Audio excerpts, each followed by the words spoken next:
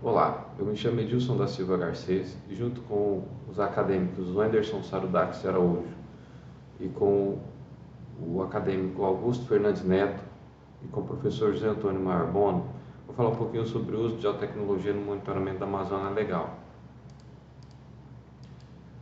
A Amazônia Legal, segundo dados do IBGE e sua última atualização, corresponde a 59% do território nacional, região com destaque no cenário mundial, vista a preservação da biodiversidade. Tá? Então, nesse sentido, nós vamos falar sobre como que o uso de técnicas de geoprocessamento eles podem auxiliar no uso mais eficiente de áreas já abertas nessa região, diminuindo dessa forma a necessidade de suprimir novas áreas de floresta. Tá? Mesmo com uma constante evolução na tecnologia, existe uma insuficiência desses dados, levando, nesse sentido, a um lapso temporal entre as atualizações, né, e as informações publicadas.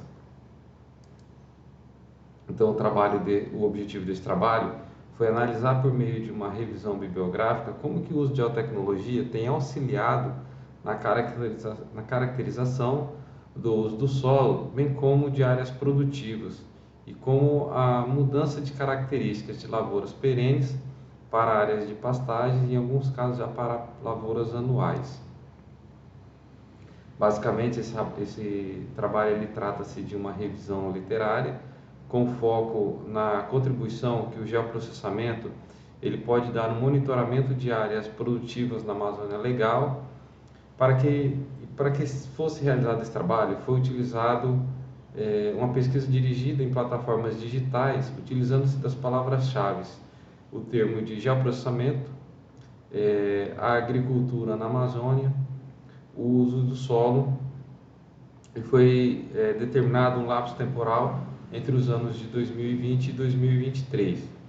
Dessa forma, os artigos retornados, dentre os artigos retornados, foi selecionados os que mais se identificavam com o proposto desse trabalho. Nos últimos anos, a pauta sobre o agronegócio tem sido muito discutida, visto o avanço de práticas agrícolas sobre a floresta da Amazônia Legal, gerando então uma significativa mudança no perfil dessa região, que pode ter sido ocasionado devido a uma mudança na matriz econômica da região, né?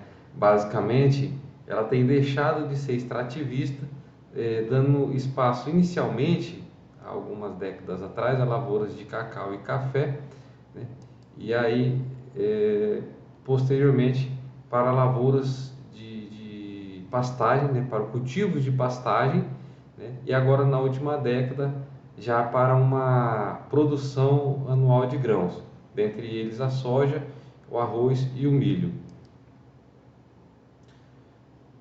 Então, o uso do geoprocessamento na região de Ariquemes, basicamente, foi possível acompanhar uma mudança, uma evolução das áreas destinadas a práticas agrícolas, né? E dessa forma verificado que elas estão ligadas diretamente ao aumento do rebanho bovino. Tá? Já no estado do Pará, foi possível verificar nessas áreas, através do uso do geoprocessamento, a mudança de florestas convertidas em áreas agricultáveis e em florestas secundárias. Tá? Então a gente verifica que mesmo com a carência de informações já processadas, né, que geram um lapso temporal, muitas vezes diminui a eficiência das análises. Só que ainda assim o uso de geotecnologia ele se mostrou eficiente como uma ferramenta no monitoramento de áreas agricultáveis e de monitoramento ambiental. Muito obrigado.